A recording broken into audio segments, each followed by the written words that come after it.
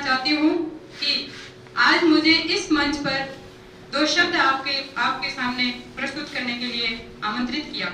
मुझे बहुत खुशी है और बहुत गर्व की बात है कि मैं आज इस मंच पे कुछ आपको मेरे सामने चुनौतियां आई और मेरे सामने क्या क्या समस्याएं आई वो मैं आपके सामने प्रस्तुत करना चाहती हूँ। कोचिंग संस्थान के सभी सदस्यों का भी हार्दिक आभार व्यक्त करना चाहती हूँ और आज इस सेमिनार में आए हुए आप सभी साथियों का हार्दिक स्वागत करती हूँ।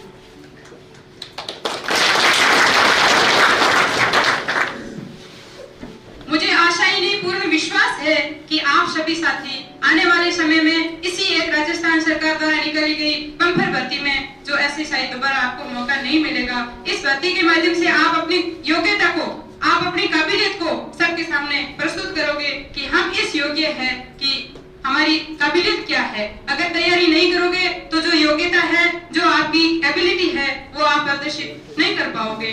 तो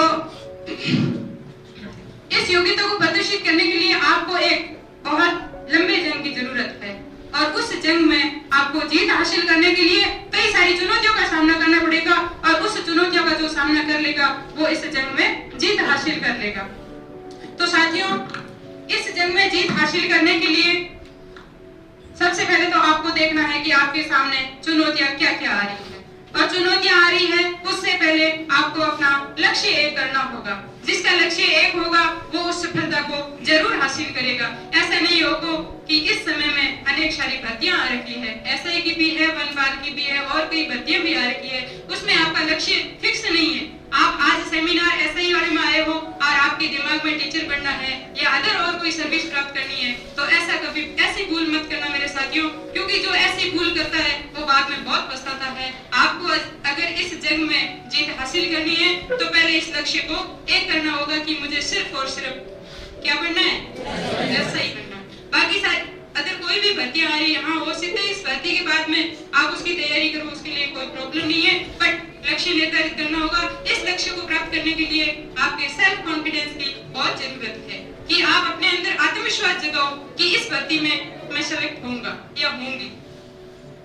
जिस टाइम आप फॉर्म भरते हो उस टाइम आप ये मत सोचो कि पोस्ट कितनी है, पोस्ट ज्यादा है या कम है। आपको एक फॉर्म और एक ही पोस्ट की जरूरत है, इससे ज्यादा कोई जरूरत नहीं है। जिस टाइम हमने फॉर्म भरे थे उस टाइम सिर्फ और सिर्फ 330 पद थे, उसके बाद में 511 पद बढ़ाए गए थे, टोटल 511 पद कर दिए थे। पर जिस टाइम फॉर्म भरे थे उस टाइम हमने यही सोचा था कि हमारे लिए एक ही पोस्ट काफी है। तो आप भी यही सोच के चलो कि इस राजस्थान सरकार के द्वारा निकाली गई बम्पर भर्ती में आप सेलेक्ट हो जाएंगे और मुझे भी पूर्ण विश्वास है कि आप सभी साथी इस भर्ती में चयनित हो। मेरे सामने भी कई चुनौतियां आई थी। 2016 में जब भर्ती निकली थी उस टाइम मेरा छोटा बच्चा भी था तो दूसरी ड्यूटी भी करनी पड़ती थी, घर का कामकाज भी देखना पड़ता था। तो उस समस्या का समाधान करने के लिए मैंने मेरे परिवार वालों का भी सहयोग लिया, तो मेरे अफसरों का भी सहयोग लिया। अफसरों ने मेरी ड्यूटी में रियायत बरती थोड़ी बहुत, तो परिवार वालों ने बच्चे को रखने के लिए हेल्प की। तो आपको भी, आपके सामने भी ऐसी कई सारी चुनौतियां आएगी जिसका सामना आपको करना होगा। उस चुनौतियों का सामना करने के लिए आपको देखना होगा कि समस्या छोटी है तो भी इग्नोर मत करो और समस्या आ रही है फिर भी लक्ष्य से भटको मत। उस लक्ष्य को ध्यान में रखो कि लक्ष्य अपना सिर्फ और सिर्फ थानेदार बनना। दूसरी बात अपना सिलेबस पे, इसमें दो पेपर होते हैं, एक कॉमन पेपर होता है और दूसरा हिंदी का पेपर होता है। जैसे सर ने पहले बता ही दिया है कि हिंदी इसमें महत्वपूर्ण भूमिका निभाती है। हिंदी अगर आपकी अच्छी कवर है तो आपकी नैया पार हो सकती है। हिंदी जितना ज्यादा टफ भी नहीं है तो उतनी ज्यादा आसान भी नहीं है। हिंदी को रटने की जरूरत नहीं है, हिंदी को समझने की जरूरत है साथियों, कि इसमें अपन रट के याद नहीं कर सकते। एक टॉपिक को कर सकते हैं पर पूरी हिंदी को रट के याद नहीं कर सकते हैं। तो हिंदी को रटने की जरूरत नहीं है, समझने की बहुत जरूरत है। तो मुझे पूर्ण विश्वास है कि सर ने जैसा बताया तो आपकी हिंदी अच्छे से कवर करवा देगी। और अगर हिंदी में कोई टॉपिक आपके समझ में नहीं आ रहा है तो उस टॉपिक को इग्नोर कभी मत करना, क्योंकि हिंदी का हर एक टॉपिक बहुत इंपॉर्टेंस रखता है। हर एक टॉपिक से 100% क्वेश्चन आता है। बाकी कॉमन पेपर होता है उसमें उस टॉपिक में से क्वेश्चन आए या ना आए, बट हिंदी के हर टॉपिक से क्वेश्चन आता है। जो टॉपिक आपके समझ में नहीं आ रहा है तो वो सर से वापस पूछो और उसको बार बार रिवीजन करो। दूसरा पेपर है जीके का, कॉमन पेपर है जिसमें हिस्ट्री, साइंस, इकोनॉमिक्स, कंप्यूटर सब आते हैं। तो उसकी भी अच्छी सी तैयारी करो और उसके साथ साथ में आप करंट पे बहुत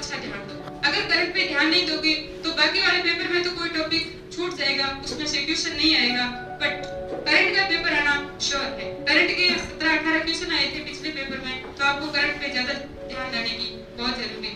और यह कोचिंग संस्थान की तरफ से एक अच्छी सुविधा कर रही है कि यहाँ साप्ताहिक या मासिक टेस्ट होते हैं। उन टेस्टों में साथियों आप वो टेस्ट लास्ट समझो कि ये टेस्ट नहीं है, हमारा फाइनल एग्जाम है। इस एग्जाम में आपके जितने मार्क्स आ रहे हैं वही अपने चयन के लिए मार्क्स समझो। उस टेस्ट में टॉप आने की कोशिश करो। जब ये सोच लो कि ये तो की कोचिंग तरफ से लिया गया टेस्ट है, इसमें कोई जरूरी नहीं है, कोई कम नंबर आएंगे तो भी डांटेंगे नहीं, ऐसा मत सोचो। वो खुद के लिए नुकसान कर रहे हो। वो खुद के लिए सोचो कि इसमें कितने नंबर आए हैं, कितना क्या हो रहा है, वो अपने लिए फाइनल मानो। फिर मैं मेरी बात कहूं तो मेरे सामने काफी समस्याएं आ रही थी। मैं 2011 में कांस्टेबल के पद पे चयनित हुई थी। तो चयन हुई उस टाइम मेरे को ये पता नहीं था कि एसआई की भी डायरेक्ट कोई भर्ती आती है, क्योंकि उस टाइम भी एक भर्ती आई थी एसआई की। मेरे गांव में इतना किसी को कोई नॉलेज नहीं था कि इस भर्ती के बारे में मुझे नॉलेज दे या मुझे कोई मोटिवेट करे। जो मैंने आगे पढ़ाई जारी रखी, तो पढ़ाई जारी रखते मुझे पता चला कि एसआई की भी पोस्ट होती है, किसी ने गाइडेंस किया। जैसे ही भर्ती आई तो मैंने फॉर्म भर दिया था, बट मेरे सामने कई समस्याएं थी, जैसे मैंने आपको पहले बता भी दिया है। तो उस समस्याओं से डरो मत मेरे साथियों। फिर मैंने इस कोचिंग संस्थान में पढ़ाई के लिए एडमिशन ले लिया था। तो यहाँ अच्छे से कोचिंग कराई गुरुजी के द्वारा, जिसकी सफलता का आज परिणाम मुझे मिला भी है। और इस कोचिंग संस्थान के गुरुजी और सभी सदस्यों को भी इस बात की खुशी भी है कि हमारे यहाँ से कोई सब इंस्पेक्टर बना है। तो आने वाले टाइम में मैं भी एक आशा करती हूँ कि आप सभी साथी इस मंच पर आमंत्रित होंगे, और वो किस लिए होंगे कि वो आपकी एक सफलता का परिणाम होंगे। जब आप सफल हो जाओगे तो आपको भी इस मंच पे आने के लिए मौका दिया जाएगा। बाकी आप में अगर कोई मुश्किल आ रही है, किसी टॉपिक को समझने में प्रॉब्लम आ रही है, तो सर से गाइडेंस लो, बहुत अच्छे से समझाते हैं। इसमें कोई डरने की कोई जरूरत नहीं है। आप ये मत सोचो कि कितनों ने फॉर्म भरा है, उसकी तरफ देखो भी मत कि तूने फॉर्म भर दिया है। कभी कभार क्या होता है कि कई साथी 2-2, 3-3 फॉर्म भर के छोड़ देते हैं और एग्जाम देते नहीं है। तो उस फॉर्म की तरफ देखो मत, अपना लक्ष्य फिक्स करो। दूसरी बात, इस चीज के लिए कभी मत डरो कि दुनिया क्या कह रही है। दुनिया बड़ी जालिम है मेरे साथियों। कभी आपको हंसाएगी, कभी रुलाएगी, कभी डराएगी, तो कभी आपको सताएगी जरूर। और जब आप अपनी सफलता की मंजिल को पाओगे, जब आप अपनी सफलता की मंजिल को पाओगे, तो यही दुनिया आपका नाम जपते जपते आपके पीछे आएगी, आपके पीछे आएगी। तो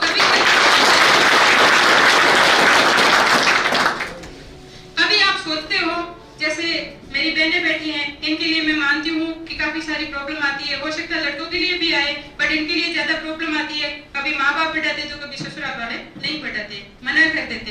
मना करने के बाद में या पड़ोसी कह देते हैं कि इनको तो ये काम नहीं करना, इसलिए ये पढ़ेगा, बहाना लेकर बैठ। तो मेरी बहनों, मैं आपसे ज्यादा यही कहना चाहूंगी कि दुनिया की तरफ ध्यान मत दो कि वो क्या कह रही है आपके बारे में। आपको कभी अच्छा कहेगी, कभी बुरा कहेगी। अच्छा गाइड करने वाला बहुत कम मिलता है। हो सकता है मेरे भाइयों के लिए भी ये समस्या आती होगी, कभी घर की जिम्मेदारी होती है, कभी क्या होती है, अपने माता पिता के लिए सब कुछ समस्या आती है। बट उस समस्या का समाधान करके अगर कोई कह रहा है आपको, उसकी तरफ बिल्कुल ध्यान मत दो और अपने लक्ष्य पे ध्यान केंद्रित करो। तो मेरा मानना है कि आप एक दिन जरूर सफल हो जाओगे। पतंग होती है, उसको आसमान को छूने के लिए कटना पड़ता है। एक पतंग होती है, उसको आसमान को छूने के लिए खुद को कटना पड़ता है। तो आपको भी वही पतंग बननी है, कट जाओ, बट आसमान को जरूर छूना है। आपको अपना लक्ष्य। बाकी आपके मन में अगर कोई शंका हो, मेरे से क्वेश्चन करना हो, तो आप कर सकते हैं।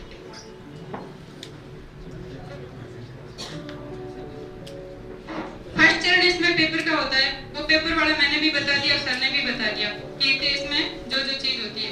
इसके बाद में इंटरव्यू के बाद में देखो आता है फिजिकल का। तो फिजिकल वाला तो मुझे नहीं लगता है कि इसमें कोई जो बैठे हैं अनफिट है, मेरे सभी भाई बहन फिट ही लग रहे हैं। उसके बारे में आप कभी डरना मत कि फिजिकल में अनफिट हो जाएंगे। उसमें एक ही समस्या रहती है कि चांस एक दिया जाता है, चांस एक दिया जाता है, बट उस चीज से डरो मत। लड़कियों के लिए और लड़कों के लिए सिर्फ और सिर्फ जंप में समस्या आती है। जिस टाइम आप जंप के बारे में सोचो या जंप करो, उस टाइम आप यही सोचना कि हमें पासिंग मार्क्स लाना है, ज्यादा से ज्यादा नंबर लाने की कभी सोचना मत। ज्यादा से ज्यादा नंबर लाओगे, अगर अच्छे मार्क्स वाले 15 फीट लड़के कूद गई है, लड़कियां 10 फीट कूद गई और मान लो पीछे फाउल हो गया है, तो आपको 0 मिलेगा। ये तो रही कोई फिजिकल की बात। इसके बाद में आपका होगा इंटरव्यू।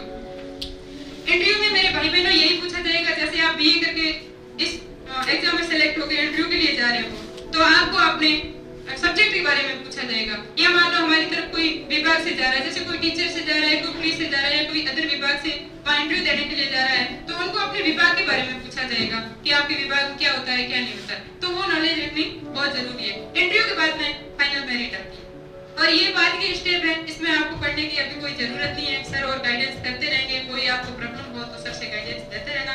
फिलहाल आपका लक्ष्य है सिर्फ और सिर्फ तैयारी एग्जाम। बाकी कोई क्वेश्चन हो तो आप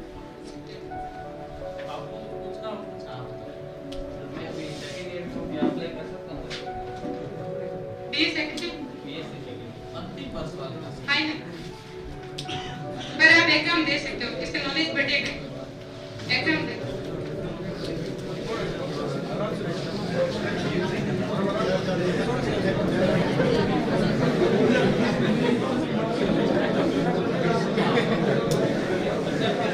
किसी को कोई पूछना है,